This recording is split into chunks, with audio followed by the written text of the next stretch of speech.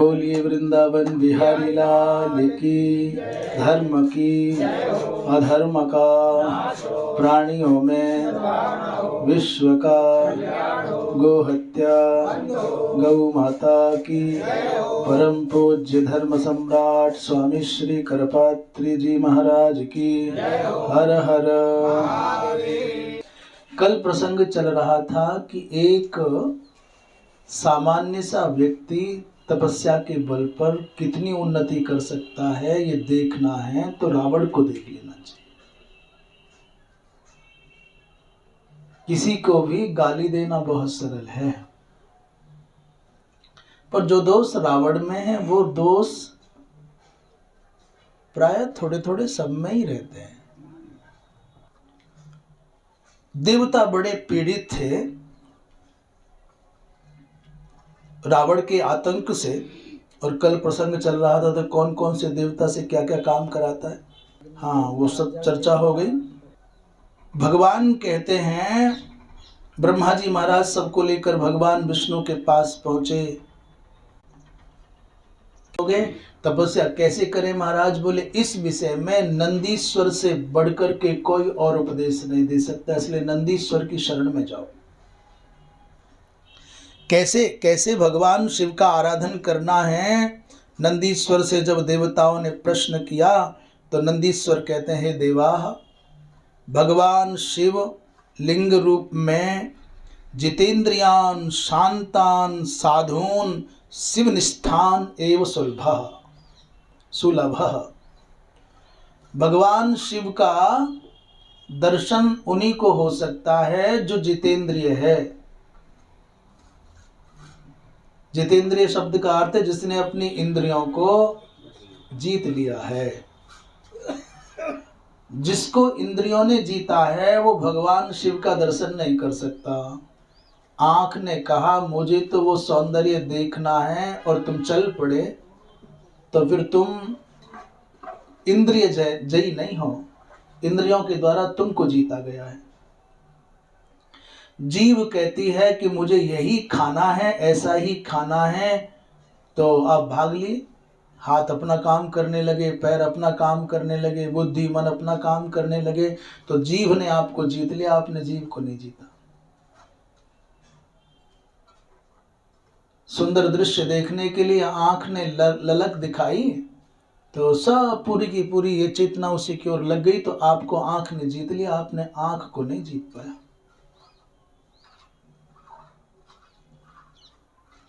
आपके कानों को कुछ संगीत, कुछ स्वर, कोई शब्द सुनने का कोई रस लगा है, चस्का लगा है, और कानों ने कहा नहीं वही सुनना और वहां मिलेगा, तो सारी की सारी योग्यता सामर्थ्य उसी की आपूर्ति में लगा दिया, तो फिर कानों को आपने नहीं जीता, आपको कानों ने।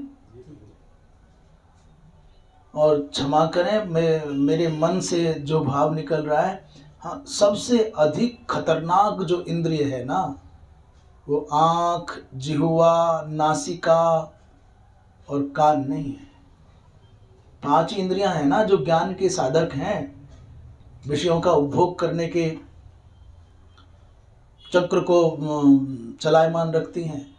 कान से शब्द सुनना है, नासिका से गंध सूंघना है, आंख से रूप का सुख लेना है, जिह्वा से रस का सुख लेना है, और 5वीं क्या बची? 5वीं बताओ, त्वचा। सबसे अधिक इस शरीर में कोई भयावह है तो त्वचा है। पर बात बड़ी अटपटी है, कोई मानेगा नहीं इस बात को। लोग कहेंगे आंख महत्वपूर्ण है, कोई कान महत्वपूर्ण बताएगा, कोई नाक महत्वपूर्ण बताएगा, कोई जिह्वा महत्वपूर्ण बताएगा, कहेगा नहीं जिह्वा तो आग लगाती है, बोलने का और खाने का काम करती है, आंख देखने का, आंख के बिना तो संसार सुना। मैं कहता हूँ स्पर्श के सुख की आग में बिना आंख वाला भी जल रहा है, बिना जीभ वाला भी जल रहा है, बिना कान वाला भी जल रहा है। स्त्री पुरुष के मिलन की जो चाह वो स्पर्श जन्य माने त्वचा के सुख को पाने की चाह है। स्वामी जी महाराज सबसे अधिक खतरनाक, कोई भल माने ना माने, ये क्या किया कि नहीं गद्दा चाहिए, क्या है? स्पर्श का सुख। हमारे पूर्वज सब कुशा की चटाई पर, कुशा के आसन पर बैठते थे, हम नहीं बैठ सकते। हमने कभी ये नहीं सुना, कभी नहीं देखा था कि 24 घंटे बिस्तर बिछे रहने चाहिए। ये कोई अच्छा लक्षण नहीं है। कभी पुरातन घरों की कल्पना करोगे तो खाट हो या तखत हो, 24 घंटे उस पर बिस्तर नहीं होता था। सोना है तो बिछाओ और जग गए तो उठाओ, खाट खड़ी रहती थी। और आजकल लोग अपनी खाट खड़ी, माने खाट बेचारे को खुद ही लेटे हैं तो भी खड़े ही हैं। अब आजकल खाट पड़ी खड़ी होती नहीं है। कार में बैठना है तो स्पर्श सुख, अभी जल्दी में कहाँ कौन कार में बैठना पड़ा, तो जिस उस पर बैठे ना, ये नहीं पता चल रहा कि किसी कहाँ बैठे हैं, और वो सर पीछे लग गया तो ऐसे लगे जैसे माँ की गोद का स्पर्श हो रहा हो। स्पर्श के सुख की चाह ने मनुष्य को मनुष्य नहीं रहने दिया है। जितने भी विषयों के उपभोग की बात है, समागम जन्य से स्पर्श सुख ही तो है। इसलिए सबसे खतरनाक, माने अंधा व्यक्ति भी छू करके खुश है। स्पर्श त्वचा के सुख के लोभ में अंधा, गूंगा, बहरा और स्पर्श सुख सबको चाहिए। तो इंद्रियों को हमने नहीं जीता, इंद्रियों ने हमको जीत लिया। कहते हैं कि जो अपनी इंद्रियों पर नियंत्रण नहीं कर सकता उसको भगवान शंकर का दर्शन संभव नहीं है। जो अहमता और ममता में ग्रस्त हैं उनको भगवान शिव का दर्शन संभव नहीं है। देवताओं ने प्रश्न किया नंदीश्वर जी महाराज से, भगवान आपका बानर के जैसा मुख क्यों है? नंदीश्वर जी का मुख बानर के जैसा है।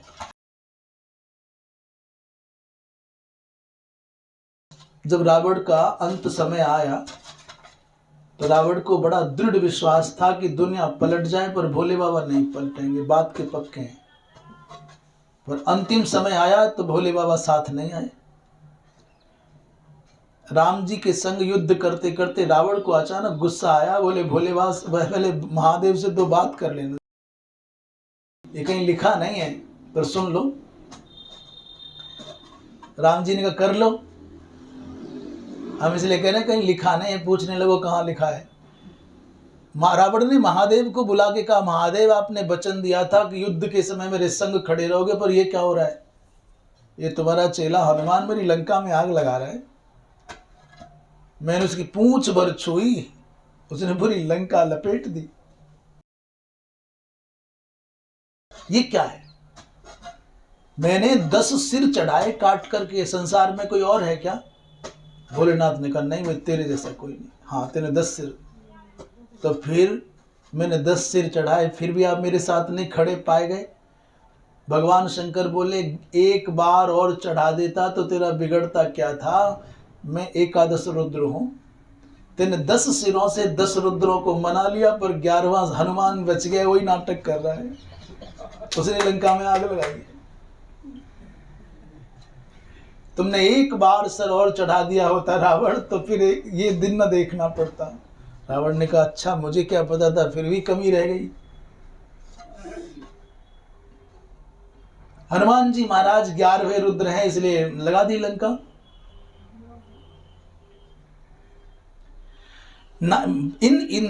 उसी बात से जुड़ी ही बात है। नंदी से पूछा भगवान आपका बानर मुख होने का कारण क्या है और रावण की तपस्या का बल क्या है, ये भी हम जानना चाहते हैं।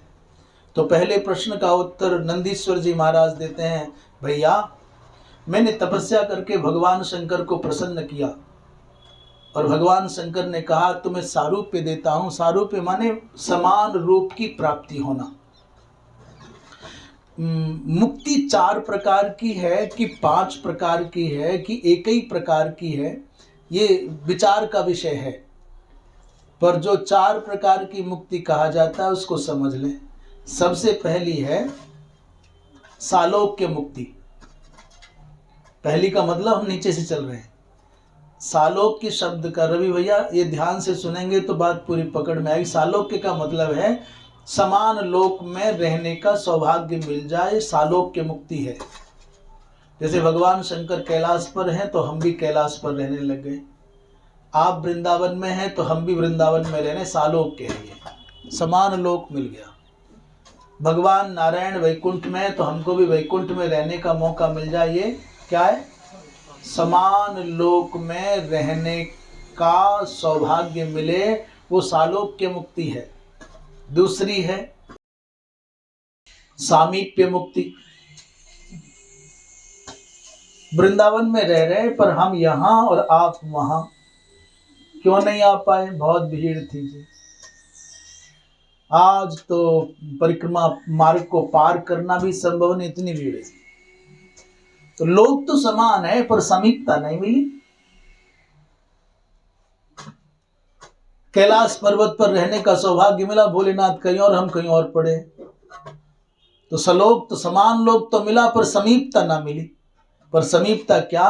भगवान के समीप रहने का सौभाग्य मिल गया, परिकर में आ गए, प्रभु की दृष्टि पड़ जाती है, हम बारंबार भगवान को नमन करने का सौभाग्य पा सके, उनके समीप बैठ जाते हैं। सालोक, ये सामीप्य हो गया। सालोक्य की अपेक्षा सामीप्य मुक्ति कुछ विशेष है। समझ में आ रही है? तो पहली क्या? सालोक्य, और दूसरी क्या? सामीप्य, और तीसरी है सारूप्य। सारूप्य मन जैसा प्रभु का स्वरूप वैसा मेरा स्वरूप। मेरे प्रभु ने, मेरे स्वामी ने पीले कपड़े पहने तो फिर चेला ने भी पीले कपड़े पहने। मेरे प्रभु की जटा तो मेरी भी जटा, प्रभु मुंडित तो मैं भी मुंडित, प्रभु त्रिपुंड्रधारी तो चेला भी सब त्रिपुंड्रधारी, और प्रभु ऊर्ध्वपुंड्रधारी तो चेला भी सब। ये हो गया सारूप्य, माने जैसा प्रभु का रूप वैसा ही रूप मिल जाए। और चौथी होती सार्ष्टी, जैसा भगवान का ऐश्वर्य वैसा ही मेरा ऐश्वर्य हो जाए। वो पंचानन तो मैं भी पंचानन, वो त्रिशूल आदि धारण करने वाले तो मैं भी वैसा ही।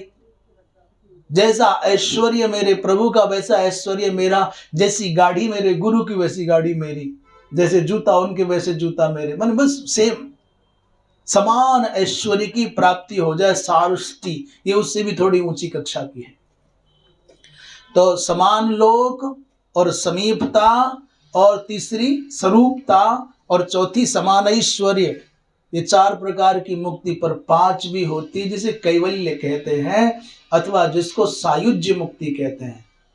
सायुज्य मुक्ति का मतलब बिंदु सिंधु में मिल गया तो सिंधु हो गया।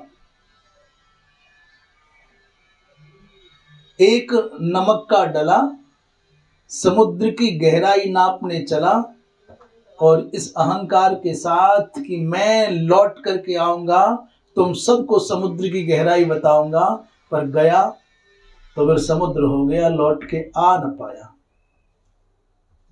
सायुज्य मुक्ति हो गई।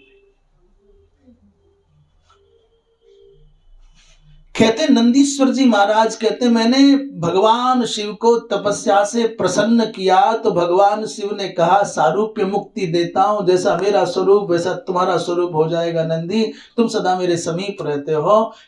नंदीश्वर ने कहा प्रभु मुझे सारूप्य मुक्ति नहीं चाहिए, मुझे तो बंदर का मुख दे दो, बानर का मुख दे दीजिए। भगवान शंकर ने कहा क्यों? बोले प्रभु आपको निहारता रहूंगा, बस इतना ही काफी है मेरे लिए।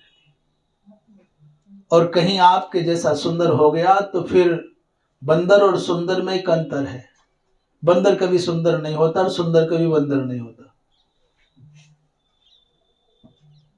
बंदर में सुंदर में अंतर यह है कि सुंदर हो गया तो कदाचित मुझको सौंदर्य का अभिमान घेरेगा, मेरे पतन का भय हो जाएगा, इसलिए मुझे सुंदर नहीं होना।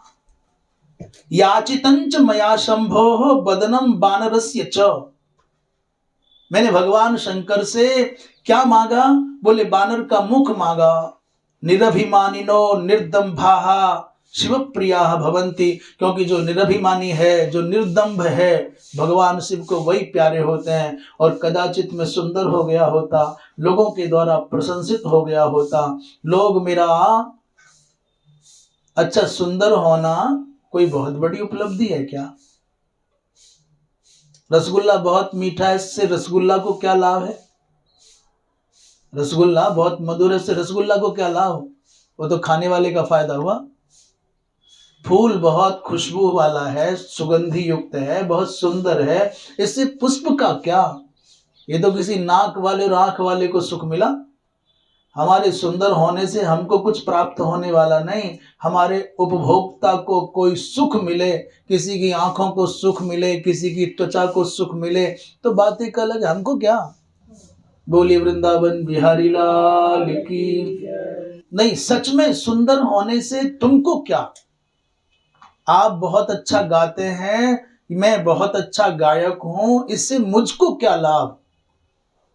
मुझसे जिन्होंने सुना उनका हुआ मनोरंजन, उनके कानों को मिला सुख, मुझको क्या?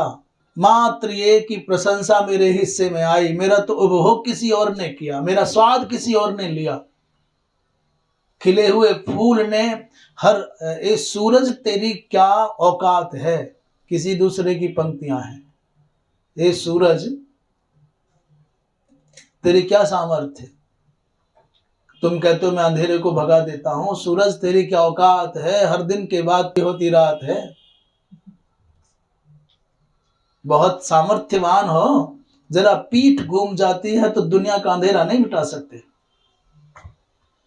भगवान सूर्य जैसे सामर्थ्यशाली अपनी अनुपस्थिति में अंधकार का नाश नहीं कर सकते। और महात्मा कहते हैं मैं रहूं न रहूं, मेरा आश्रम ठीक चलना चाहिए। गड़बड़ हुआ कैसे?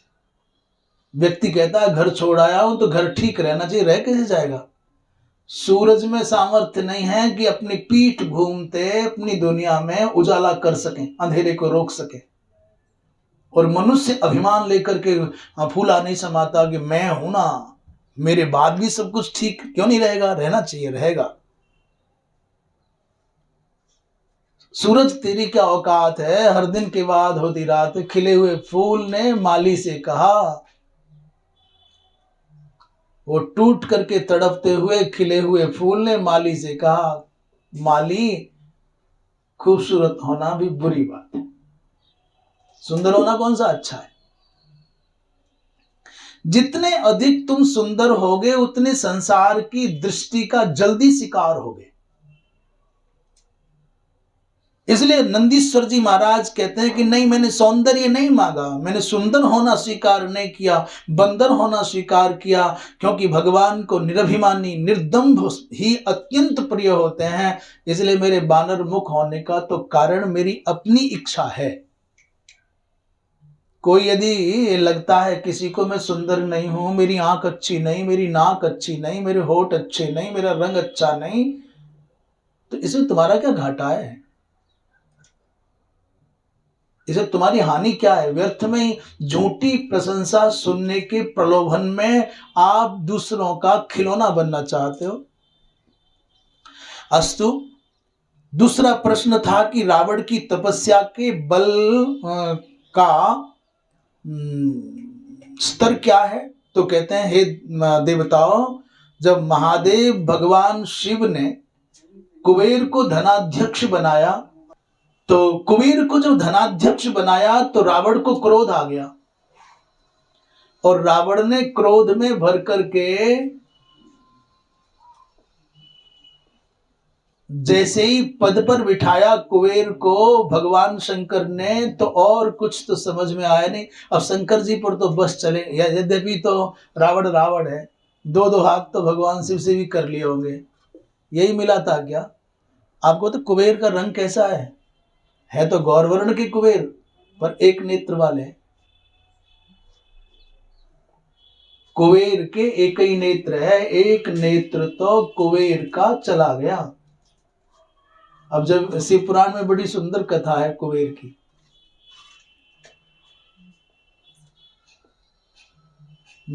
बहुत धनवान हो तो जरूरी नहीं कि वो सुंदर भी हो, और बहुत सुंदर हो तो आवश्यक नहीं कि वो धनवान भी हो।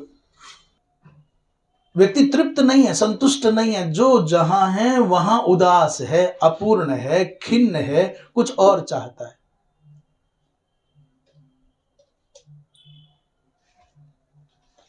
उनको इनका सौंदर्य अपनी ओर अट्रैक्ट करता, आकर्षित करता है, और इनको उनका अधिकार और पद आकर्षित करता है।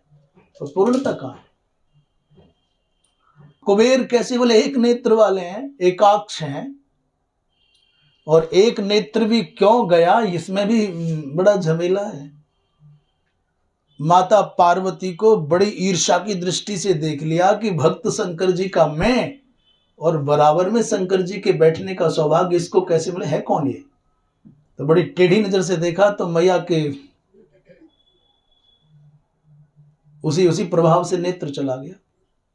बड़ी मुश्किल से भगवान शंकर ने कहा कि तुम्हारा बालक है, इस पर कृपा करो, तब जीवन बचा। कुबेर को राष्ट्र धनाध्यक्ष बनाया, फाइनेंस मिनिस्टर बनाया, तो रावण को बहुत जलन हो गई।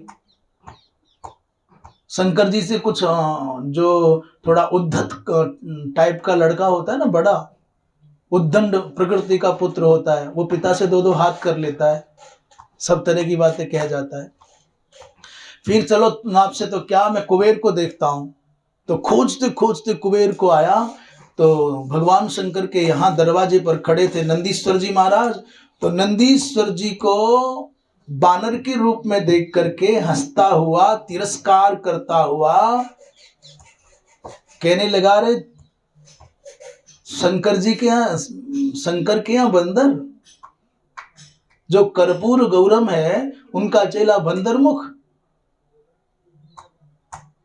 नंदीश्वर जी महाराज कहते हैं उसने मेरे स्वरूप का तिरस्कार किया, तो मैंने क्रोध में आकर के शाप दे दिया, रे दुर्मते, तू आज मेरा उपहास करता है, एक दिन आएगा मादृशान बानर मुखान पुरस्कृत्य कश्चित नरवीर त्वाम हनिष्यति। एक दिन आएगा बेटा, तेरे ऐश्वर्य में आग लगाने के लिए मेरे जैसे मुख वाला ही कोई आएगा, और मेरे जैसे मुख वाले ही किसी नरवीर का सहाय करके तेरा विनाश कराएंगे।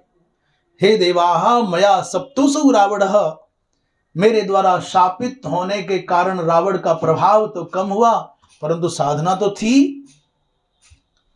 उसके मन में एक और दुर्भाव आ गया। ये रावण में एक दोष था, वो शैव भाव का है, शिवोपासक है, भगवान विष्णु के प्रति अच्छा भाव नहीं है उसका। कितना भी बड़ा साधक हो, कितना भी बड़ा धर्मात्मा हो, अपने इष्ट का अभिमान बुरी बात नहीं है, पर इष्टात रिक्त देव सत्ता का तिरस्कार घोर अपराध है। वो वैष्णव हो चाहे शैव हो, वैष्णव होने के कारण विष्णु के प्रति अनन्य भाव होना, दिव्य भाव होना बहुत अच्छा है। इष्टाभिमान होना बड़ी बात, अच्छी बात है, पर उन इष्ट के अतिरिक्त अन्य देवता का तिरस्कार करना ये घोर पाप है। अरे भले आदमी अपने इष्ट की भावना सब में कर लो ना, इष्ट का अन्वेषण सब में करो, चराचर में करो, पशु पक्षी में, कीट पतंग में भी, शत्रु मित्र में भी, पशु पक्षी में भी, जड़ चेतन में भी, सब में अपने इष्ट का ही भाव कर लो, तो कहां भिन्नता रह जाएगी। निज प्रभुमय दे, तुलसी बाबा का कोई जवाब नहीं है। निज प्रभुमय देखहि जगत कहिसन करई विरोध। जब सब में अपने प्रभु का ही दर्शन होगा, तो फिर काहे के विष्णु और काहे के शिव, काहे के गणपति, काहे की दुर्गा। शैव हो तो सब में भगवान शिव का दर्शन करके प्रणाम कर लो, वैष्णव हो तो सब में विष्णु भगवान की भावना करके प्रणाम कर लो।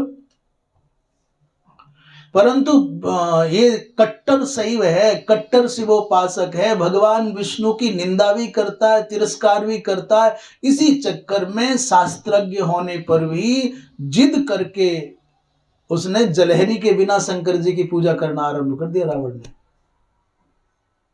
शास्त्रों में लिखा है जलहरी कौन, बोले भगवान विष्णु है, हटाओ, विष्णु की पूजा नहीं करनी। सुरभि को प्रणाम करता है, नर्मदा स्नान करता है, रुद्राभिषेक नित्य करता है, स्वर्ण शिवलिंग रखता है, सब कुछ अच्छा, पर विष्णु नहीं चाहिए, पूजा में सालग्राम नहीं रखता। क्या करने लगा? बोले पीठिकाम बिना भगवतीम बिना व विष्णु बिना व लिंगार्चने रता। इसलिए जाओ सब लोग भगवान विष्णु को मनाओ, और भगवान विष्णु अवतार लेकर के आए, और मैं भी अवतार लेकर के आऊंगा। कहते नंदीश्वर ही हनुमान जी महाराज बनकर के आए, एकादश रुद्र के रूप में जो हनुमान बने हैं। सब देवताओं ने ब्रह्मा जी के नेतृत्व में भगवान विष्णु की प्रार्थना की। भगवान विष्णु ने कहा कि जाओ सब वानरी योनि का आश्रय लेकर के तत्त स्थानों पर प्रकट हो जाओ, मैं भी अयोध्या नरेश महाराजाधिराज दशरथ के यहाँ राम के रूप में अवतार लूंगा। उसी समय इंद्र के अंश से बाली, और सूर्य के अंश से सुग्रीव, ब्रह्मा के अंश से जामवान, और ब्रह्म विद्या ही जनक के यहाँ पर भगवती सीता बनकर के प्रकट हुई। और नंदीश्वर का दशो रुद्रो हनुमान भूतावतरिष्यति, नंदीश्वर जी ही एकादश रुद्र ही हनुमान जी बनकर के अवतरित होंगे। इसलिए सब अपने अपने भगवान राम ने जो योजना बनाई, अत्यंत संक्षेप में यह राम कथा का विवरण है। यथा समय, ठीक समय पर भगवान राम सीता को प्राप्त करके अरण्य के लिए निकले। क्यों? बोले रावणम जेतु, रावण को जीतने के लिए। भगवान राम ने, राजीव लोचन राम ने रावण को जीतने की कामना से ही 14 वर्ष तक वन में रहने का संकल्प किया। बेचारी केकई तो व्यर्थ में अपयश की भागी हो गई। भगवान तो किसी ना किसी को निमित्त बनाते हैं ना, बहाना बनाते हैं। किसी के माथे पर अपयश का टीका लगा देते हैं, और किसी के माथे पर विजयश्री का मुकुट बांध देते हैं। भगवत गीता में भगवान कहते हैं निमित्त मात्रम भव सभ्य साची। अर्जुन, जो कुछ होना है वो तो सब हो गया, स्क्रिप्ट लिखी जा चुकी है, केवल क्या चलना है? स्क्रिप्ट लिखने के बाद क्या होता है? एक्टिंग होनी है बस। ये एक्टिंग भी हो चुकी, बस प्रदर्शन रिलीज मात्र होना है। मया एते निहता पूर्व एव, ये पहले ही मारे जा चुके हैं, केवल तेरे बाणों का स्पर्श पाकर के धक्का लगना है, धराशायी होंगे और नाम तेरा हो जाएगा, अर्जुन ने मारा, वाह अर्जुन योद्धा है। पर मारे किसने? बोले मैं ही। तो किसी किसी के माथे पर विजयश्री का मुकुट बांध करके उसको निमित्त बना देते हैं, और कुछ कभी कभी किसी के माथे पर अपयश का भार लाद देते हैं बेचारी केकई। रामचरितमानस में एक दोहा है, वो माता केकई को सीधे सीधे तो उल्लिखित नहीं करता, पर सारे रहस्य की बात कह देता है। प्रेम अमीय मंदर विरह, और भरत पयोधि गंभीर, और मथि प्रगटेव सुर साधु हित, कृपा सिंधु रघुवीर। इसमें समुद्र मंथन की पूरी घटना है, और जो अधूरी है वो आपके लिए कल्पना करने हेतु छोड़ दिए। जैसे जैसे समुद्र मंथन की घटना है, वैसे वैसे दोहा में पूरी घटना है। समुद्र मंथन क्यों हुआ? बताओ क्यों हुआ? अमृत प्राप्त करने के लिए। क्यों हुआ? बताओ, डर क्यों रहे हो? तो यहां भी अमृत पाने के लिए एक बड़ा जोरदार समुद्र मंथन हुआ, बड़ा अयोध्या में नाटक हुआ। क्या पाना था? बोले प्रेम रूपी अमृत पाना था, प्रेम अमीय। वहां समुद्र मंथन करके अमरता देने वाला अमृत पाना था, और यहाँ प्रेमामृत पाना है। तो प्रेम रूपी अमीय को पाने के लिए क्या चाहिए? बोले प्रेम रूपी अमृत का प्राकट्य तब तक नहीं होगा जब तक कि विरह रूपी मथानी नहीं मिले। विरह के बिना प्रेम नहीं प्रकट होता। संयोग में प्रेम का नाटक चलता है, प्रेम नहीं पलता। प्रेम तो वियोग और संयोग रूपी सीपी के दो पल्लों के बीच में प्रेम का मोती पनपता है। बिना वियोग के प्रेम नहीं पनप सकता, परिपक्व नहीं होता। संयोग में 90% व्यक्ति होकर के भी नहीं होता। आंखें एक पल देखेंगी और 99 बार बाहर देखेंगी, कान कुछ ही सुनते हैं, बाकी दूसरी ओर अटक जाते हैं। पर वियोग में 90% नहीं, 99% नहीं, 100 के 100% अपने प्रिय के साथ व्यक्ति की चेतना जुड़ जाती है। इसलिए वियोग प्रेम को पकाता है, पूर्ण करता है। तो प्रेम अमीय फिर मंदराचल कहां से लाए? बोले राम विषयक विरह का मंदराचल ही लाया गया। तो वहां समुद्र मथा, यहां कौन मथा गया? बोले भरत पयोधि गंभीर। भरत ही गंभीर समुद्र है, भरत का हृदय ही गंभीर समुद्र है, और उसको मथने के लिए भगवान राम का विरह ही मंदराचल है। और प्रकट क्या हुआ? बोले प्रेम रूपी अमृत। प्रेम अमीय, मंदर विरह, और भरत पयोधि गंभीर मथि प्रगट्यो।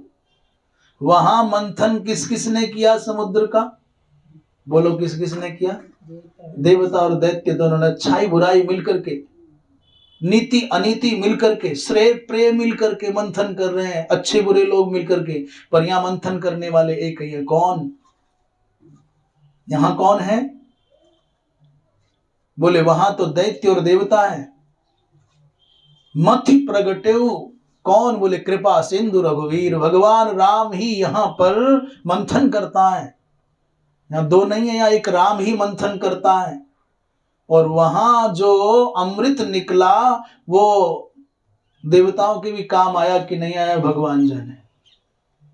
उसके प्रकट होने पर कलह हुई, संघर्ष हुआ, संग्राम हुआ, नाटक हुआ। पर यहां क्या? बोले मति प्रगट्यो सुर साधु। साधु और सुर, देवता और साधुओं के हित के लिए भगवान राम ने भरत के हृदय का दोहन किया, मंथन किया, तो प्रेम रूपी अमृत प्रकट हुआ। पूरी कथा कह दी समुद्र मंथन की, हुई कि नहीं हुई? पर एक कमी रह गई।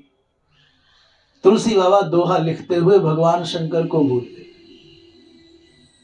समुद्र मंथन होगा, आपको मंदराचल चाहिए, समुद्र भी चाहिए, अमृत भी चाहिए, मंथन करता भी चाहिए। तो जो कालकूट विष निकलेगा उसको पीने के लिए शंकर भी तो चाहिए। मंथन के लिए मंदर चाहिए तो विष को पीने के लिए शंकर चाहिए। उसको तुलसी बाबा से पूछा किसी ने, शंकर जी को क्यों भूल गए? तो तुलसी बाबा ने कहा वो तुम्हारे लिए छोड़ दिए। और तुम कल्पना करो, पूरे के पूरे इस राम कथा के घटनाक्रम में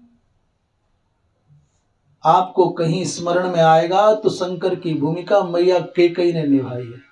भरत के हृदय में भगवान राम के प्रति कितना प्रेम है ये तो बहुत बाद में पता चला। जो अपयश का पहले कालकूट विष निकला उसको पीने के लिए कौन आ गया है? बोले मैया कैकेयी। भगवान शंकर कालकूट विष पी करके यदि जगत वंद्य हो सकते हैं, नीलकंठ कहला सकते हैं, जगत पूज्य हो सकते हैं, तो फिर भला बताओ इस भरत के हृदयगत प्रेम को प्राप्त करने के लिए मंथन से सर्वप्रथम जो अपयश का, विषमता का कालकूट निकला, उस विष को पीने वाली कैकेयी कैसे निंदे हो जाएगी? इसलिए अपयश के उस कालकूट विष को पचाने वाली कैकेयी तो किसी के माथे पर अपयश का कलंक का टीका लगवा देते हैं और क्या करते हैं। भगवान गए रावणम जेतु कामो वही, रावण को जीतने की कामना से। कहां? अरण्य वासम अकरोध देवानाम कार्य सिद्धये। देवताओं का कार्य सिद्ध करने के लिए भगवान गए वन, और 6 महीने लगे भगवान राम को रावण को जीतने में। षड्मास परिमिते काले, रावणों क्या 6 महीने भगवान, षड्वीर मासी रजी हनत सगणम रावणम रामः। 6 महीने तक युद्ध चला बड़ा भारी। श्रीमन्नारायण नारायण नारायण, श्रीमन्नारायण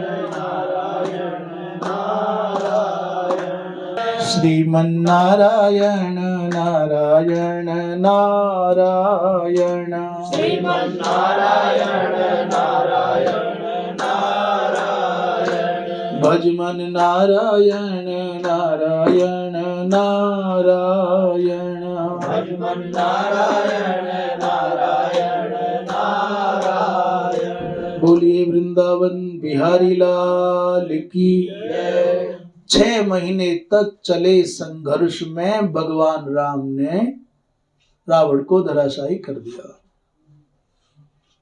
लोमस जी महाराज कहते हैं, ऋषियों,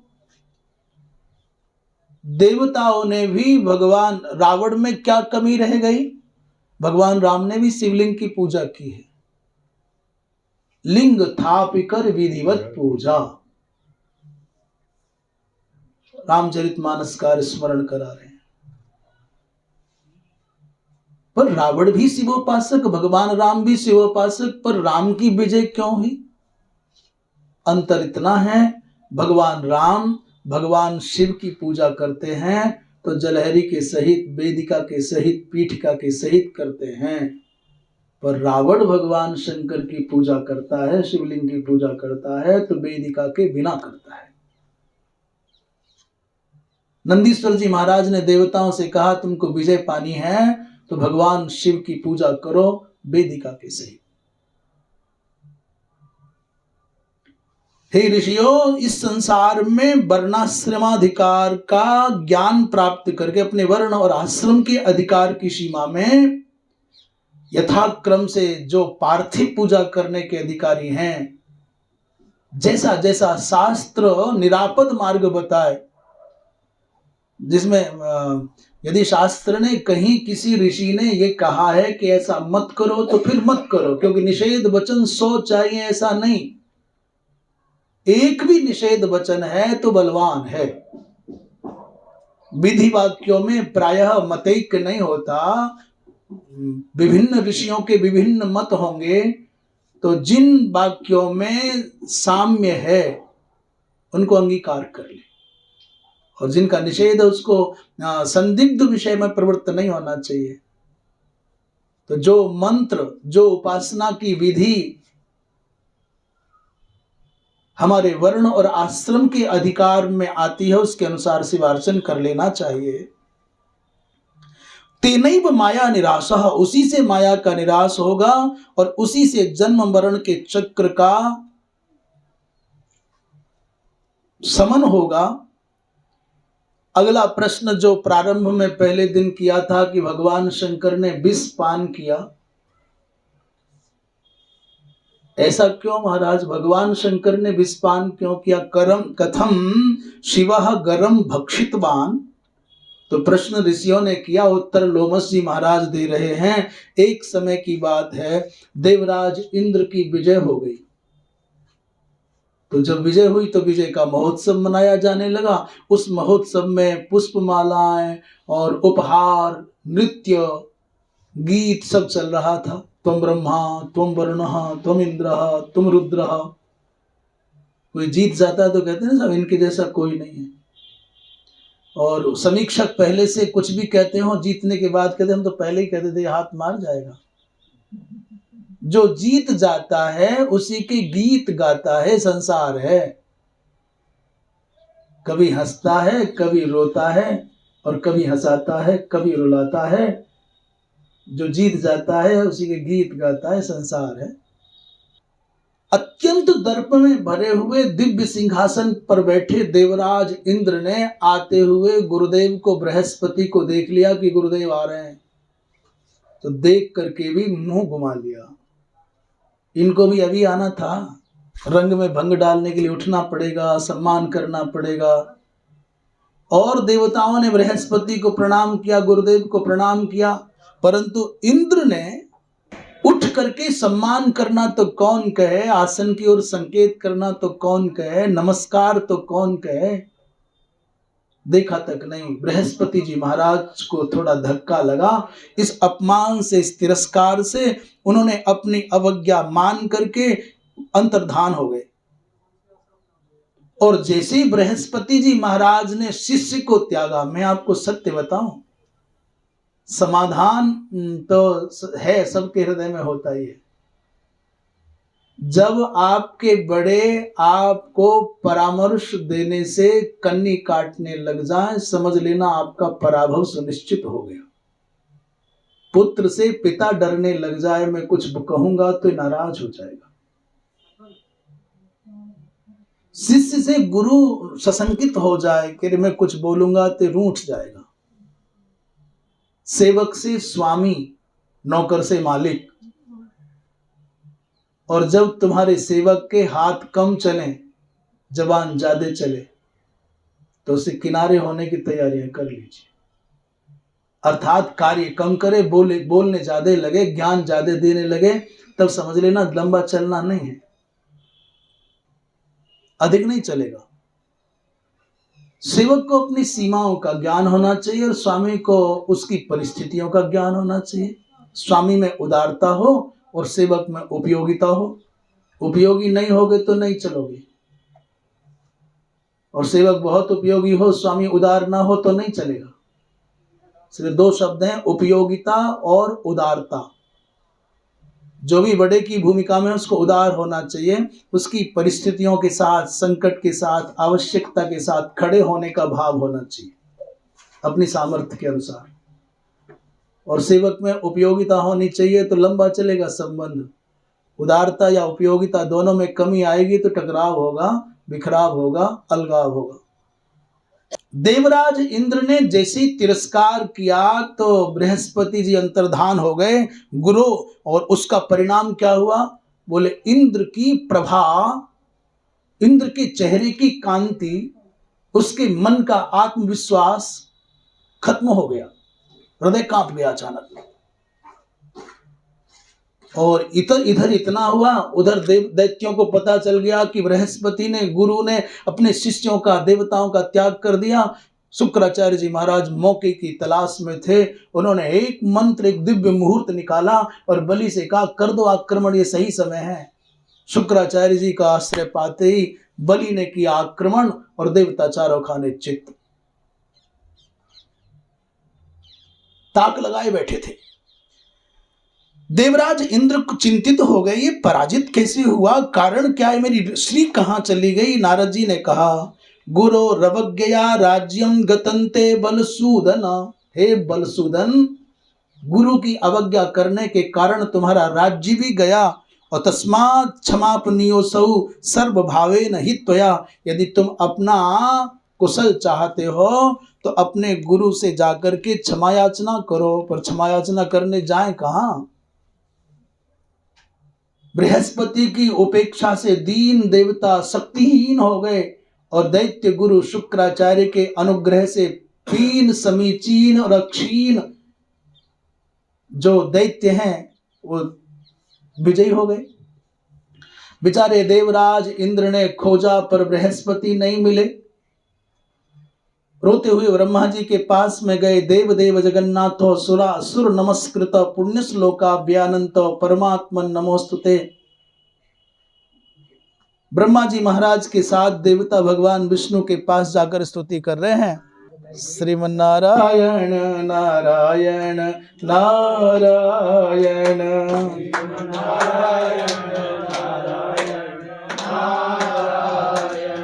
भजमन नारायण नारायण नारायण भजमन नारायण नारायण नारायण। ब्रह्मा जी महाराज ने भगवान से कहा, प्रभु गुरु के द्वारा, ये गुरु की अवज्ञा करने के कारण ये श्रीहीन हो गया है। इमम एनम इंद्रम उद्धर, इमम इमम इंद्रम उद्धर, प्रभु इसका उद्धार करो। भगवान ने कहा, भाई देखो, पिता की अवज्ञा माने, पिता का तात्पर्य पितृवज्ञा माने माता पिता की अवज्ञा। माता पिता की अवज्ञा करके संतान, वो कन्या हो माने पुत्र हो अथवा पुत्री, आचार्य की अवज्ञा करके शिष्य, वेद की अवज्ञा करके सनातन धर्मी, देवता की अवज्ञा करके हिंदू सनातन धर्मी, अभ्यागत की अवज्ञा करके गृहस्थ। ये जितने भी हैं, देवाज्ञा, देवावज्ञा, वेदावज्ञा, गुरु अवज्ञा और माता पिता की अवज्ञा, आचार्य की अवज्ञा करने वाले, इनका सर्वस्व नष्ट हो जाता है। जिसके द्वार से अतिथि निराश लौट जाता है, वो खाली लौट करके नहीं जाता, इस घर के स्वामी के पुण्य लेकर के जाता है और अपने हिस्से के पाप छोड़ जाता है, खाली नहीं लौट के जाता। पुण्यमादाय गच्छति अतिथिर यस्य भग्नासो गृहात् विनिवर्तते, जिसके द्वार से अभ्यागत अतिथि याचक खाली लौट जाता है तो क्या करता है, बोले पाप छोड़ जाता है और पुण्य ले जाता है। भगवान विष्णु ने कहा जो हो गया वो हो गया, अब समय के मर्म को समझो। इंद्र, अपने शत्रु से मित्रता कर लो, बलि से मित्रता कर लो। भागवत जी में लिखा है, अर्योपि संधेया सती कार्यार्थ गौरवे, बड़ा काम साधना हो तो अपने शाश्वत नैसर्गिक पीढ़ी दर पीढ़ी के विरोधियों से मित्रता कर ले। कहते भाई वो झंझट अपनी जगह है, हमारा आपका असहमति है वो अपनी जगह, पर ये काम बड़ा है, राष्ट्र का काम है, समाज का काम है, धर्म का काम है। अपना पूर्वाग्रह, अपनी जिद छोड़ दे और झुक जाए। इंद्र ने कहा महाराज मैं बलि के यहां जाऊं, बलि मुझे स्वीकार करेगा? भगवान ने कहा जो कहते हैं वो काम करो। विपरीत जब समय हो, यदा विपरीतो यदा कालः और पुरुषस्य भवेत् तदा भूत मैत्रीम प्रकुर्वन्ति सर्व कार्यार्थ सिद्धये। काम सिद्ध करना है, अपने विरोधी के साथ भी निरभिमान होकर के मैत्री कर लो। भगवान विष्णु ने इंद्र को कहा तो इंद्र भगवान की आज्ञा पा करके बलि के यहां पहुंचे। बलि देखते ही क्रोध में भर गया और कहा आज इसको जीवित नहीं छोड़ूंगा। परंतु तभी इंद्र को मारने के लिए उद्यत होते, तब तक नारद जी महाराज ने समन्वय करा दिया, दोनों के बीच में संधि कराई। इंद्र ने हंसते हुए कहा भैया आप और हम सब कश्यप दायाद हैं, आपकी माता और हमारी माता सगी बहनें हैं, हमारे नाना तुम्हारे नाना, हमारे बाबा तुम्हारे बाबा, हमारे मामा तुम्हारे मामा, हमारी मौसी तुम्हारी मौसी, सब एक ही है, मैया अलग है बस। दीति और अदिति का ही तो भेद है, नाना मामा बाबा फूफा में तो कोई फर्क नहीं है। बेकार में झगड़ते हैं सारा जीवन, जैसे तुम वैसे हम, यथा वयम तथा यूयम विग्रहो ही निरर्थकः। ये राज्य का मिलना और छुट जाना तो प्रारब्ध के अधीन होता है। भैया ऐसा करो समुद्र मंथन करें, हजारों वर्षों तक इंद्र बलि के यहां पर मिल करके रहे।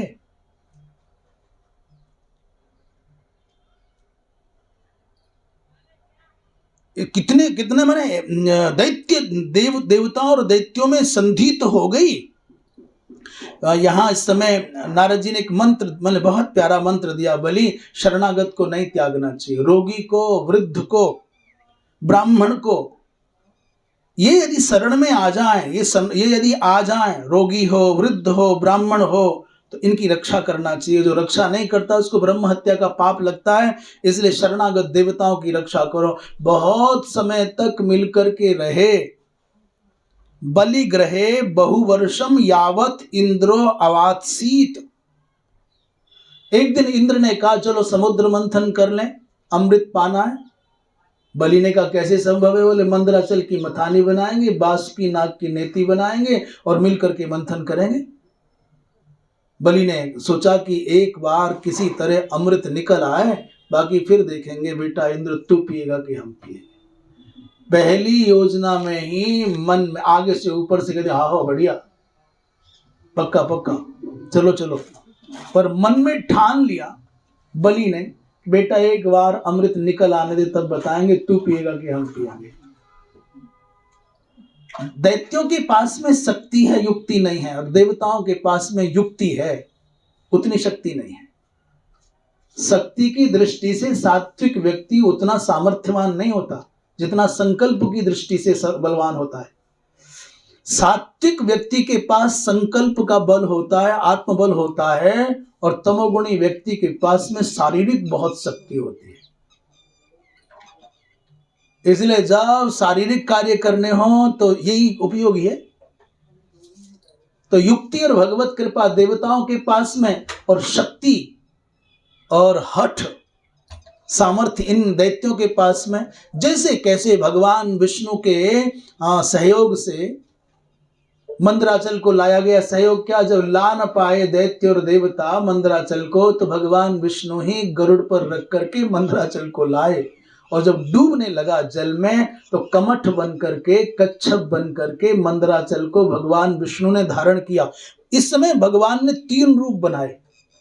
समुद्र मंथन के समय भगवान विष्णु के 3 रूप, एक तो मंदराचल को लाते समय, दूसरा कच्छप बनते समय, तीसरा मंथन करते समय।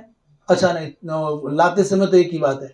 कमठ बन करके, कच्छप बन करके मंदराचल को धारण किया, और मंथन करते समय देवताओं के पक्ष में आदित्य बन करके खड़े हुए, और एक स्वरूप से भगवान विष्णु मंदराचल के ऊपरी भाग पर बैठे उसको दबाने के लिए।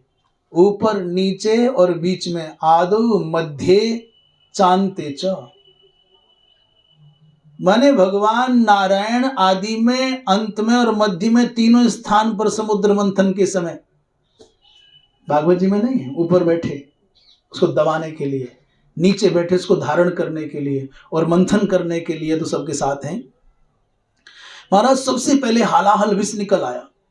उस विष की अग्नि में संदग्ध होने लगा। त्रैलोक के चिंताकुल हो गए। सुरर्षि ब्रह्मा विष्णु के साथ संवाद करके भगवान शिव के पास पहुंचे, और भगवान शिव ने वो विष का पान कर लिया। पर पूछने लगे, भाई ये विघ्न क्यों आया, इतना बड़ा संकट क्यों आया। उस समय गणेश जी और भगवान शंकर में पहले संवाद हुआ, फिर विवाद हुआ, और संघर्ष इस स्तर पहुंच गया कि भगवान शंकर ने गणपति को अपने त्रिशूल के द्वारा, भगवती मां जगदम्बा के पुत्र हैं गणपति, एक रूप से अनादिदेव गणपति भगवती मां जगदम्बा के पुत्र रूप में भी प्रकट हुए। तो माया पुत्रो निर्मायो ज्ञानवान संबभूवः आत्मज्ञानामृतेनैव नित्य तृप्तो निरामयः। जब ये भगवती मां माया जगदम्बा के पुत्र, भगवती के पुत्र गणेश जी महाराज भगवान शिव से विवाद करने लगे किसी विषय को लेकर के, तो भगवान शिव ने रुष्ट होकर के उनका, आप जानते हैं, उनका मस्तक काट दिया। अंत में भगवान ने किसी गज का सिर जोड़ करके जीवित किया, और फिर उनको विघ्नेश पद पर स्थापित कर दिया। भगवान शंकर ने कालकूट विष को पिया, और तभी से उनका नाम मृत्युंजय हो गया। मृतास्त्राता गरात सर्वे तस्मान मृत्युंजय प्रभो। भगवान शंकर को मृत्युंजय इसलिए कहा जाता है, कालकूट विष की अग्नि में त्रैलोक के जल रहा था, उनको जीवन दान देने के कारण, उनको मृत्यु से बचाने के कारण उनको मृत्युंजय कहा जाता है। भगवान शिव ने सब देवताओं से कहा, प्रत्येक कार्य के आरंभ में अब से आपको गणेश की उपासना करनी चाहिए, क्योंकि गणेश की उपासना नहीं करोगे तो विघ्नों का शमन न होगा। तुम्हारे समुद्र मंथन के प्रथम उपक्रम में जो कालकूट विष के रूप में विघ्न आया, वो गणपति की पूजा न करने के कारण आया। यहाँ कोई कहते हैं केवल गणेश की पूजा होनी चाहिए, दुर्गा की पूजा होने की कोई आवश्यकता नहीं है। कोई ऐसा कहते हैं। गणेशांबिका पूजन नहीं, वहां केवल गणेश पूजा होनी चाहिए, तो वो भी अपनी जगह सही होंगे। परंतु यहाँ स्कंद पुराण में लिखा है, न नमन्ति गणेशं च दुर्गां चैव तथा विधाम क्लेश भाजो भविष्यन्ति नात्र कार्या विचारणा। इसका मतलब स्कंद पुराण के माहेश्वर खंड के केदार उपखंड में 10वें अध्याय का 75वां श्लोक है। यहाँ गणेश और दुर्गा दोनों के पूजा का उपदेश है, इसलिए गणेशांबिका का पूजन समीचीन है।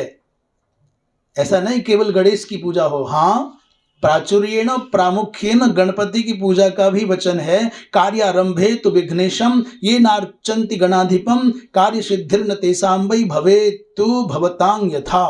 भगवान शंकर ने कहा, भैया गणपति की पूजा परम आवश्यक है। देवताओं ने पूछा कि भगवान गणेश पूजा कैसे हो। भगवान शंकर ने कहा, कल बताओ। श्रीमन्नारायण नारायण।